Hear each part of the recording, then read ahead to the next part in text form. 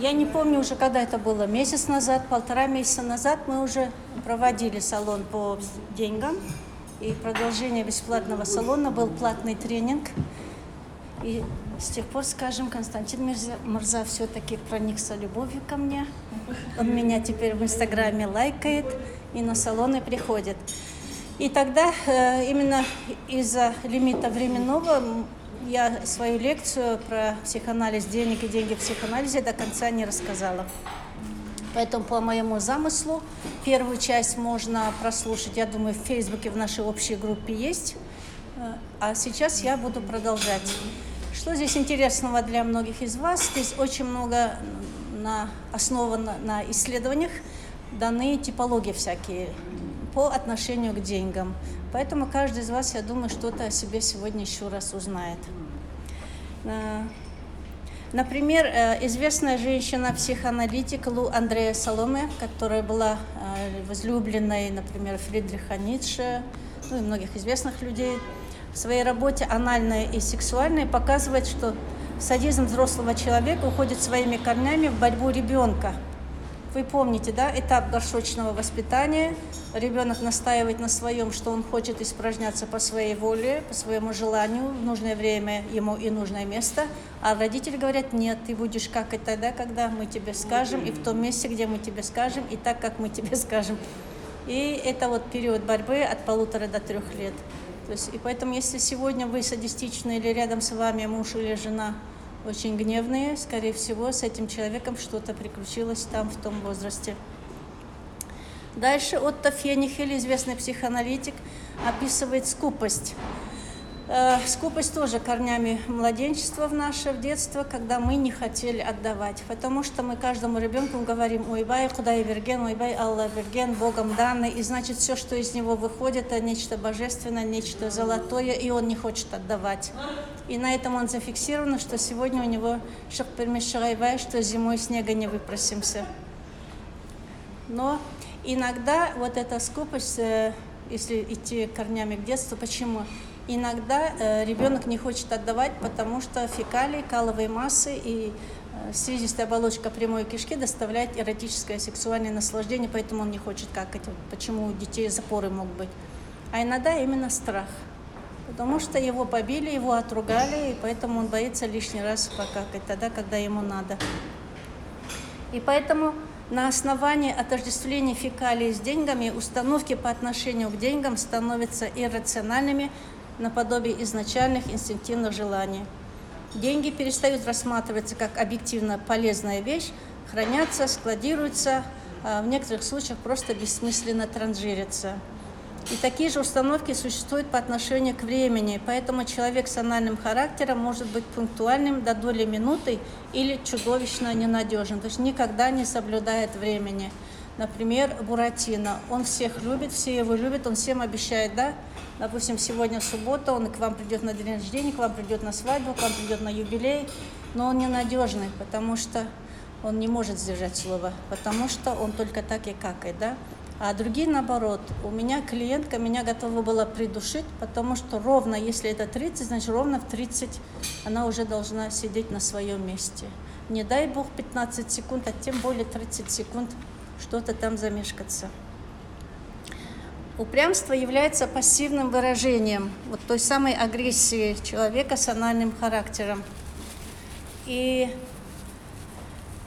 эта агрессия длится вот с тех пор, пока ребенка приучали к горшку. И в тот период, когда ребенок не соглашался с родителями, он испытывал так называемое чувство превосходства. Ага, зависеть от меня, а я буду как и тогда, когда я хочу. И мама упрашивает, и папа упрашивает, и бабушка с какой-то ложечкой бежит, но не получается. Вот такая вот работа у нас. И тогда, оказывается, у нас складывается так называемое моральное превосходство. Типа вы все внизу, да, а я вот чище, я выше, я лучше. И тогда, когда мы говорим, ты упрямый как козел, ты упрямый еще как кто-то, мы каждый раз, наоборот, его унижаем, оскорбляем и таким образом ставим против себя. А все дело в том, что когда-то мы ему не дали волю. И поэтому упрямство – это тоже садизм, это тоже агрессия, просто в пассивной форме. Вот на днях только у меня была супружеская пара, и жена плачет, что муж временами может, ну, как она говорит, жатып калат. Ну, что значит жатып калат? Вот он просто лежит и все. Он не может встать, он просто лежит. Это может быть неделю, это может быть на сейчас 4-й месяц, и поэтому они и появились. То есть он ничего не делает, не кричит, не рычит, не бьет, не пьет, он просто лежит, да? Но это вот тоже с этим связано, потому что у них небольшой бизнес, и в конце концов мы пришли к тому, что они при мне заключили брачно-бизнес-контракт. То есть как они вдвоем должны свой бизнес вести, как деньги должна распоряжаться там жена, какой частью он, и что там должны делать они. Вот видите, вот и упрямство, и анальный характер здесь. Итак, вы уже услышали, что некоторых людей Фрейд называл людьми с анальным характером. Да? Ну, анус – это задний проход, если еще не слышали. На казахском как-то вот красивого такого слова нету, поэтому оральная стадия еще легче переводится на казахский, я называю это аус сатысы, но анальный период приходится называть анус сатысы. А дальше будем объяснять, что такое анус. Итак, да, а анальный характер или анальный человек еще делится на 2 подвида. Анально удерживающие и анально агрессивные. Я это называю анально-запорной и анально-поносной. То есть, и если у нас символически деньги и какашки одно и то же, значит, есть люди, которые только так поносят, тратят, да, и никак у них понос не заканчивается. А у некоторых, наоборот, запор. Да, там и никому, и не себе, главное, и не другому. Боже мой, ну вот так вот обойдите время, есть же. Ну, перейдите оттуда как-нибудь. Да, можно сверху, на столе же нет ничего. Итак, чистоплотный и дисциплинированный человек может в определенные периоды быть удивительно неряшливым и дезорганизованным. Например, Исаак Ньютон. Все, наверное, знаете, какая еще у него организация мысли, да, какие нам замечательные 3 закона он открыл. Но, говорят, он ходил в рубище, в лохмотьях. И когда его позвали в Королевское научное общество, он в таких лохмотьях в рубище пришел, говорят: Исаак, ну что ж ты делаешь-то? Мы тебя все-таки Королевское почетное общество пригласили. Он говорит: да меня ж никто не знает. Прошли годы, он свои законы пишет. Ему говорят: Исаак, ну что ж это такое? Как ты ходишь все-таки на наши заседания? Он говорит: ну меня же уже все знают. Всегда найдет отговорку. Да. Да, и еще один пример, куда вот влечение и куда уходит стремление анального человека, это, например, живопись. Да? Так же, как дети очень любят со своими какашками играть, это переходит потом в краски, да. Сейчас даже, знаете, когда и арт-терапия, вот мы учим прям красками вот так вот что-то там руками, это как раз регрессия, мы возвращаем туда. И то, что когда-то родители запрещали, мы теперь не запрещаем, разрешаем, и человеку становится легче. Ну и скульпторы тоже оттуда-то. Все, остановиться, пропустить или прошел человек? Ну, так. И люди, которые очень многословные, болтливые, көпсөз, боксөз, мы говорим, да, вот у казахов задолго до психоанализа, в каждой пословице, каждая поговорка полна психоанализа. Көпсөз, боксөз, да, то есть это тоже понос, словесный понос. Иногда моих пациентов несет, прям, не могу сказать, потому что вот говорит понос такой. А иногда запор, да, это тоже вот все связано с тем периодом в нашем развитии. И контролирующий человек, который боится контроля или, наоборот, злоупотребляет контролем, это тоже проблемы с того периода, потому что до 1,5 лет просто физиологически, анатомически ребенок не умеет владеть своим сфинктером. Ну, это редкость какая, если кто-то может. А тут ребенку очень нравится сжимать, отпускать, вот так же, как игрушку, да, и поэтому это вот как раз способность контролировать, способность чувствовать контроль. Ну, вы знаете, все в мире яд и все лекарство, важна лишь мера, да, поэтому контроль тоже до поры до времени. Если кто-то из вас в Инстаграме подключится, может быть, там есть вопросы, я не успеваю, и там читать и вопросы отвечать, хорошо? В Инстаграм, может, там будете как-то отвечать, если вопросы есть. И анекдот. который вы все, наверное, знаете, я его тоже частенько рассказываю. Ну, как всегда, американец, француз, да, и русский. Ну, хотя сейчас, я думаю, мы должны уже заменить на казаха. Мы же всегда выигрываем по анекдотам. И вот племя каннибалов поймало этих троих и говорит, единственный путь остаться в живых – это довести нашего вождя до такого состояния, когда он будет говорить «кайф». Ну, американец весь день катал этого вождя по американским горкам, это никак не понравилось, и съел вождь этого американца. Француз весь день водил вождя по публичным домам, ну, вроде как ахал-охал, но слова «кайф» не было, и француз тоже был съеден.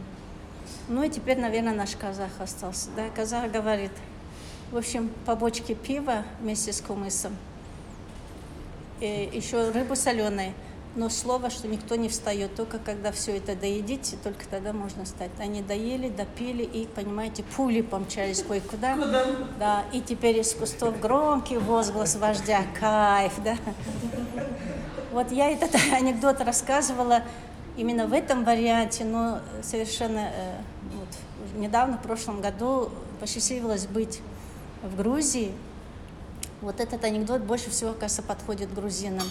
Так же, как казахи, грузинский кудалар, оказывается, друг друга должны напоить. И проблема каждой стороны при этом не вставать. То есть правило не вставать в туалет, вот прям как в этом анекдоте. И мой проводник рассказывал, действительно, там они по 5, по 6 литров, по 10, по 15 литров вина, но это в основном это вино, чтобы сознание оставалось. И тот, который первым побежал в туалет, он считается, он сдался, и значит, вот эта сторона слабая, а та сторона как бы выиграла. И у них прям есть такие профессиональные куда. Иногда они знают, допустим, 3 брата, но на него надежды маловато, поэтому ты пойдешь сегодня, да? Вот они тоже до кайфа доходят. Да. И так как там все-таки туалет как бы не как, хотя там идет вообще-то слово же пописить, да, когда много пива, я думаю, это все-таки не анальная, это генитальная стадия, да, потому что именно через гениталии, там, мочевой пузырь и так далее. Ну, интересно это. И теперь возвращаемся все-таки к способности ребенка вот управлять своим телом, да, своей прямой кишкой и так далее. И поэтому очень часто, думаю, в семье каждого из вас бывало так. Ребенок гордо восседает на горшке, а сейчас у нас горшки вообще-то как трон есть такие, да, и со всякими звуками, со всякими запахами. Вся семья вокруг, и все ему аплодируют, да. И есть такой нарциссизм. И ребенок думает, что он самый-самый. И видя столь повышенное внимание к своей персоне, он укрепляет чувство собственной значимости и важность этого процесса как такового. Вот почему мы сейчас и злоупотребляем, да, если в туалет зашел, уже другим там нету. И поэтому желательно в каждой квартире минимум 2 туалета иметь, чтобы каждый получил свое наслаждение, да, через энное место. Ну и потом уже получается, как он что-то сотворил же, да, вот здесь начало и позитивное, вообще-то отсюда появляются творческие люди, что скульптор, что живопись, писатель или научный. И потом ребенок же гордо показывает, мама, да, и обязанность тогда мамы тоже сказать, ой, как красиво, ой, как хорошо, хотя надо бы там уже давно нос закрывать. Но как только вы нос закроете, вы говорите, ты не умеешь творить, от тебя какашки, да, такой запах нехороший. И поэтому завтра он будет писать коряво, завтра он не будет писать диктанты или математику выполнять, он вообще не будет учиться хорошо, потому что это его мысли, а все, что из него выходит, вы сказали ему плохо, вонь, да, и поэтому вот как бы успеваемость тоже, поэтому там придется аплодировать. Но другое дело, что теперь мы его должны научить, иди это все вываливаешь и потом прочищаешь, да. То есть тот способ, которым родители приучают ребенка к туалету, влияет на его дальнейшее личностное развитие и на его контроль, самоконтроль и на его любовь к себе. Кстати, все те молодые, у которых всякие угри-мугри, это тоже с этим связано, да. Он думает, что он плохой, что он какашка, и прям в буквальном смысле, но гной, это же какашка из кожи, да, тоже из отверстий. Он показывает, что он какашка. И это очень важный этап в развитии каждого из нас, потому что первый этап, когда мы сталкиваемся с необходимостью согласовывать свои естественные желания с требованиями общества. А родители, семья – это наше первое общество. И теперь каждый из нас вот до 3 лет, в принципе, должен научиться и сделать вывод, идти ли на поводу своего непосредственного желания или подчиниться социальным ограничениям и получить желанное одобрение окружающих. И вот здесь снова ни тпру, ни ну, ни туда, ни сюда. Некоторые люди так и застревают. То ли за Айдара замуж выйти, то ли за Жайдара замуж выйти. То ли так, то ли так. И то ли учиться, то ли не учиться. То ли работать, то ли не работать. То ли разводиться, то ли не... И все время вот как поплавок или как какашка в проруби, они вот так вот и по жизни так идут до сих пор. Одна моя пациентка вот уже 3-й год решает, купить квартиру или не купить квартиру. То есть явно вот такой анальной у нее фиксации, потому что следующий ребенок после нее как раз через 2 года родился, да, вот пока она была на анальном этапе. И то есть она умеет деньги собирать, но тратить всегда жалко, и хоть на себя, хоть на кого-то. И теперь вот анальные люди, дальше еще об этом будет, но сейчас как раз про эту пациентку, что это нерешительность, это еще и враждебность ко всем людям, это еще и подозрительность. И поэтому она сейчас не доверяет ни риэлторским агентствам, ни хозяевам, ни газетам, ни OLX, ни крыше. Очень тяжело принимать это решение, потому что только так и везде враги кажутся. А это, знаешь, очень ей не повезло тогда в детстве, потому что и наказания, наверное, были, и врасплох. То ли ее любят, то ли ее не любят, то ли какать, то ли не какать. Итак, типология личности. Вот анально удерживающий тип личности появляется тогда, когда родители слишком жестко подходят к задаче горшочного воспитания. Вот. Какаешь сейчас, а то потом мне некогда, да? А если он потом покакал, то он получил как следует. И тогда, конечно, ребенок будет сопротивляться, но тогда у него понос, и тогда родители будут мне в Инстаграм писать: ой, бай, 5 дней он не какает, что ж мне теперь делать, клизму ставить или не ставить. И сегодня я как раз к этой теме готовилась, поэтому я сегодня кое-что про клизму отправила в Инстаграм и WhatsApp. И тогда ребенок появляется или вырастает очень упрямым.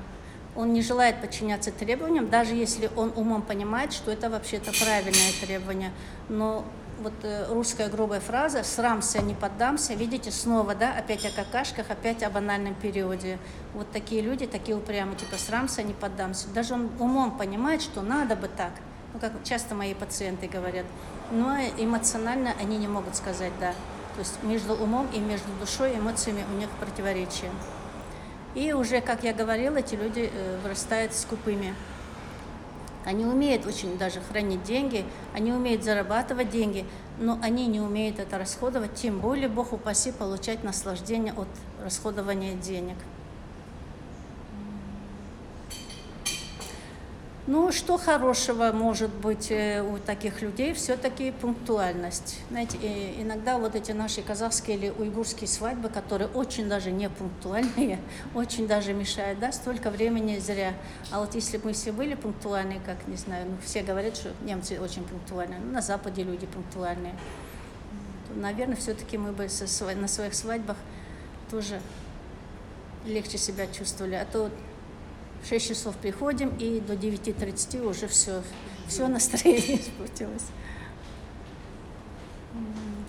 Минус, конечно, что такие люди, они все время в напряжении, да, и поэтому расслабиться, вот я сказала, наслаждение получить они не могут. Но они не могут тогда вот спонтанно, да, скажем, как я часто пример привожу, одну свою родственницу, ну, я могу сказать, ну, за 3 часа, за полдня. Ой, такой-то спектакль, ой, бай, там кто-то приезжает, давай пойдем. Как? Это же... Не, я не могу. Я говорю, так 3 часа, ну такси 25 минут. Не, я же должна готовиться. Как должна? Это значит, она внутренняя, потому что и платье, и туфли, там все есть. Она внутренне должна настраиваться, да, вот это очень сложно. Что такое напряжение, что там нету места спонтанности. Поэтому, если у вас рядом такой человек, а вы его все-таки любите, то за 3 недели, не за 3 часа, надо с ним договариваться, куда-то сходить. В бассейн, например, сейчас. Ну и вот подошли мы теперь к клизме, что клизма, конечно, это нечто противоестественное, да, все-таки фекалии должны сверху вниз, а тут мы как бы снизу вверх. И тогда для ребенка это вообще высший акт насилия, да, что-то очень противоестественное сделали. И, конечно, он будет этому сопротивляться. Но кроме того, что там микрофлора меняется, не знаю, там слизистую можно, наверное, поранить, просто эмоционально, физиологически, вот вам снова агрессивный человек, который будет всячески этому сопротивляться. И даже если у меня был один пациент, у него вообще цветущая роза, знаете, да, вот такой цветущий, уже гнойный, совсем кровяной геморрой, но он не может пойти, потому что для него это вот с детства такое. И еле-еле, то ему стоило долгих лет работать со мной, чтобы потом все-таки пойти к проктологу и там привести свои дела в порядок. Но еще клизмы приводят к тому, что особенно мальчики, они вырастают либо геями, потому что нравится такое дело, либо гомофобами. Но гомофобия — это тоже, мы говорим, скрытый гомосексуализм, то есть таким путем получать все-таки наслаждение. Гомофобия — это когда человек чувствует потребность в отношениях, да? Угу. Кто что думает по этому поводу?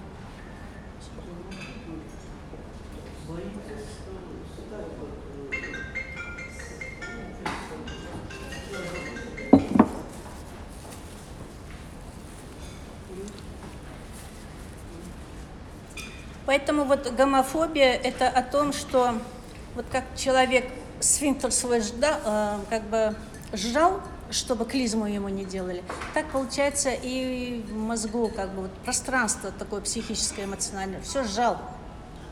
И поэтому никакой толерантности нету.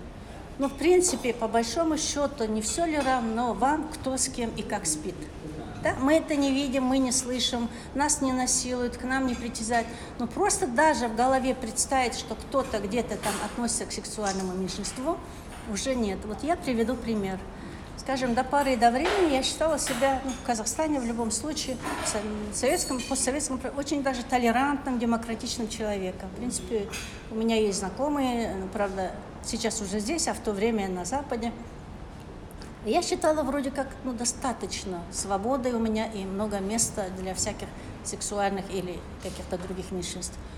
Но в Нью-Йорке, когда из Колумбии у нас был выпускной в институте психоанализа, один мужчина выступает и говорит: я хочу поблагодарить того-того, и в том числе свою жену Джона Смита, потому что он мне все эти годы помогал.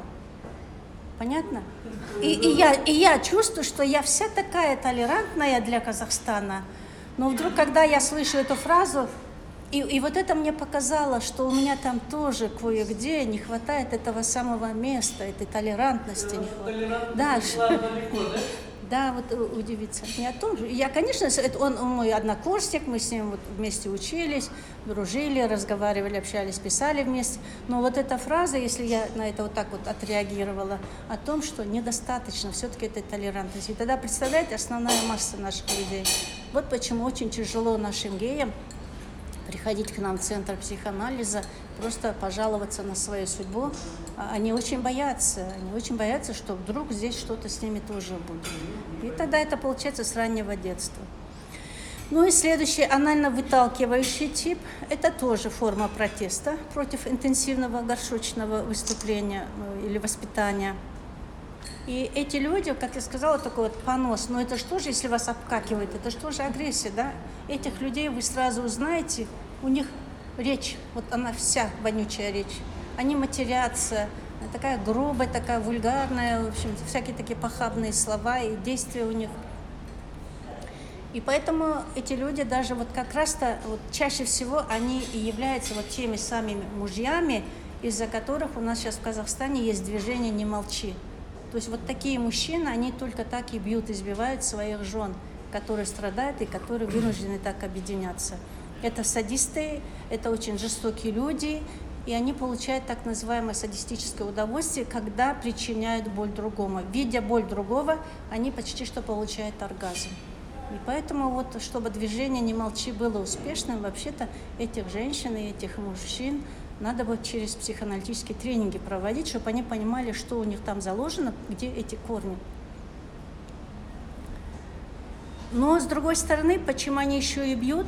Потому что они очень тревожные, они очень слабые, трусливые, они боятся. И такие мужья вообще-то боятся просто рядового участкового, достаточно погонов. То есть поэтому как бы вот сила против силы. тут вопрос еще в другом. Почему эти женщины не уходят в таких, уже остаются дальше с молодежью?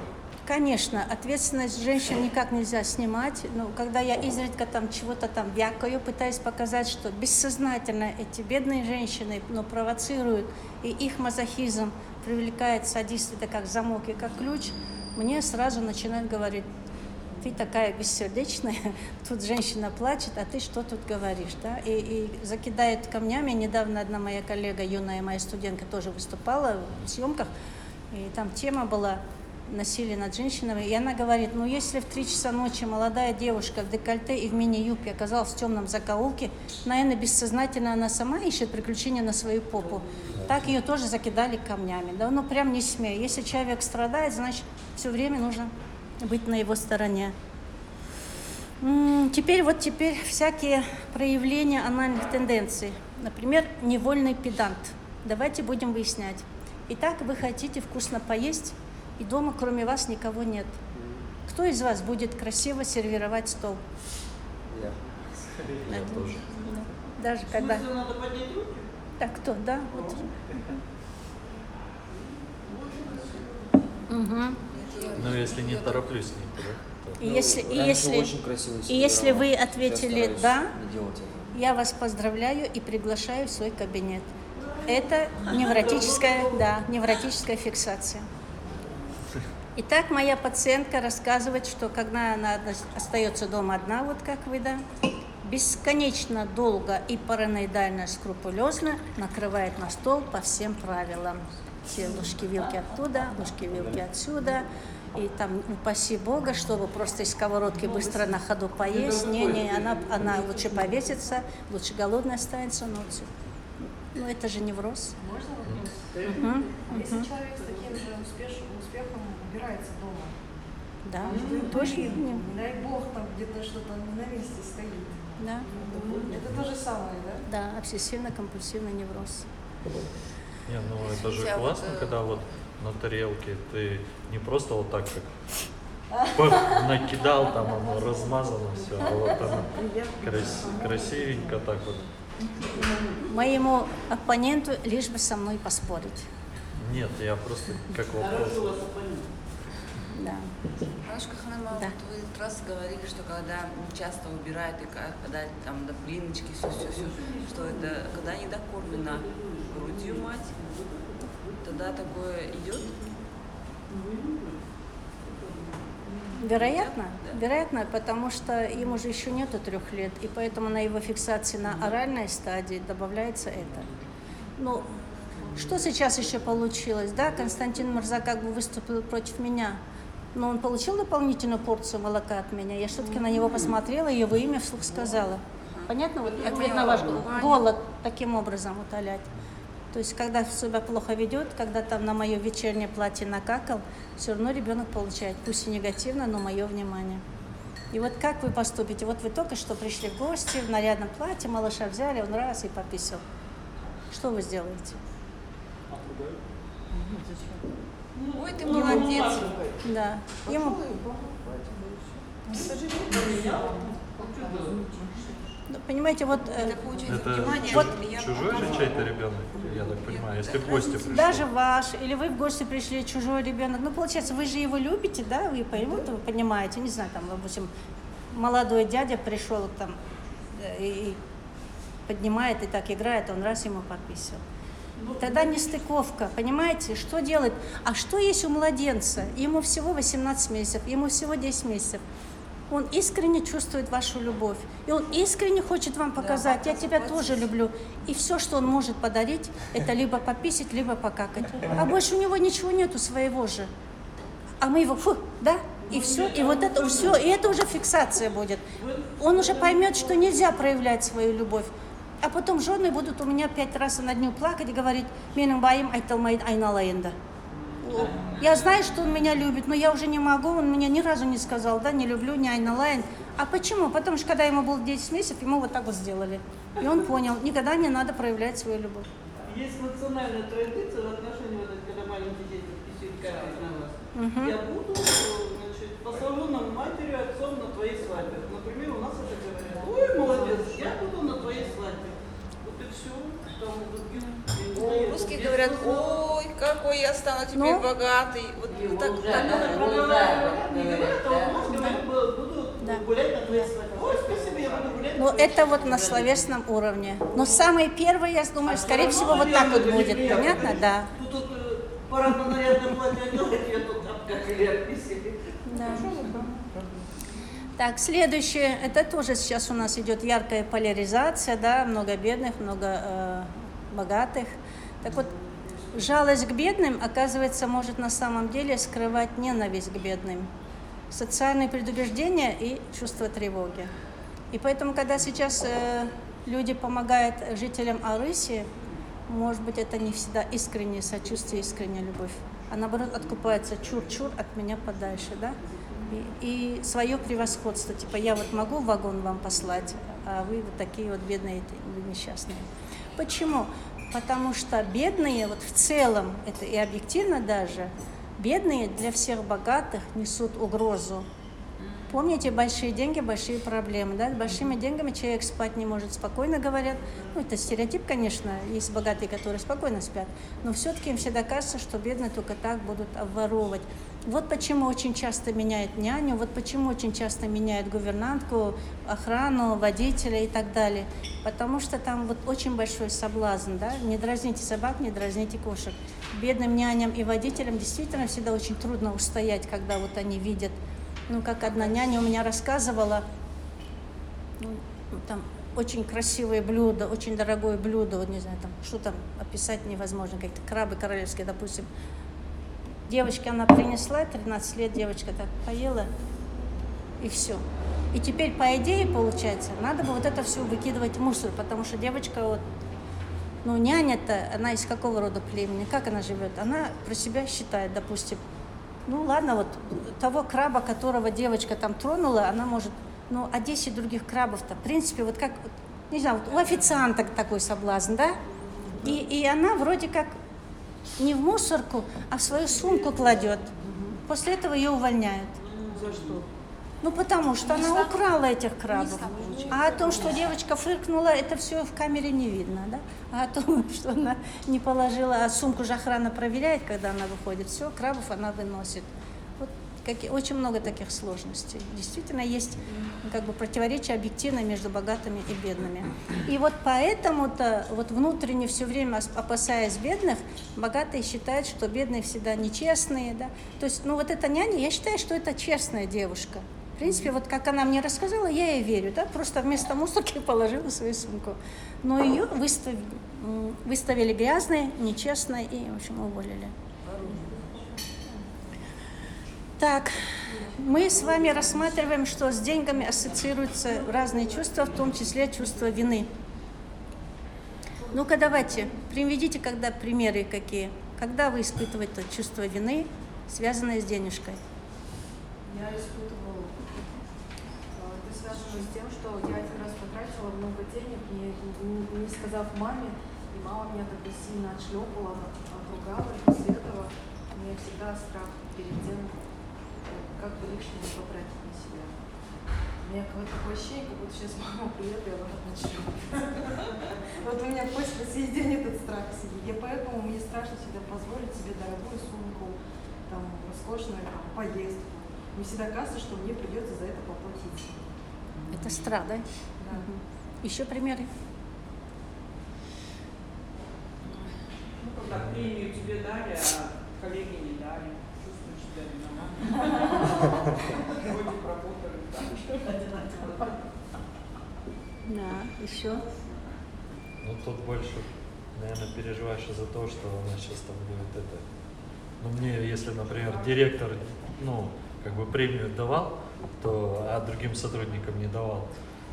Или, например, Новый год, там, и он такой, вот, я тут всем подарки раздаю, там, вот, 100 тысяч тенге, и вот, Константин, это вот тебе. И я понимаю, что все остальные сидят и сейчас на меня, ну, как бы это... Что он такого сделал, что ему такое... Неудобно, да? За что его выделили? Да. Был момент, когда денежный поток открылся, и через моего сына, да, он устроился на работу, и он стал делиться со мной. Я я думаю, ну, все свои желания я реализую.